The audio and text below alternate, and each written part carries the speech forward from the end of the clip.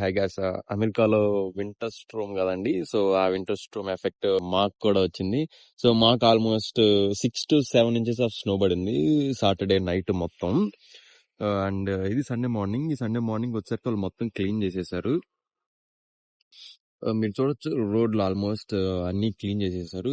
So ఇక్కడ ఎట్లా అంటే వాళ్ళకి ముందే తెలుసు కదా స్నో ఎంత వస్తుంది, ఎన్ని ఇంచులు పడుతుంది. సో వాళ్ళ ముందే వెదర్ ప్రొడిక్షన్ లో చూసి సో వాళ్ళ ముందే తెలుసు కాబట్టి సో వాళ్ళు మంచు పడడం కంటే ఈ స్నో పడే ముందే వాళ్ళు వాళ్ళ ఎక్విప్మెంట్ రెడీ చేసుకుంటారు. క్లీనింగ్ వెహికల్స్ కానీ సాల్ట్ వేయడం కానీ అవన్నీ సో మంది రెడీ చేసుకుంటారు.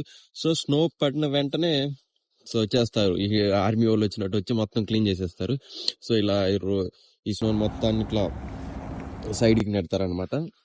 సో సైడ్కి నెట్టేస్తారు. అండ్ ఇక్కడ సాల్ట్ వేస్తారు. సాల్ట్ వేస్తే ఏంటంటే ఇక్కడ ఈ లోపల ఐస్ ఉంటది. సో ఐస్ కూడా క్లీన్ అయిపోయింది.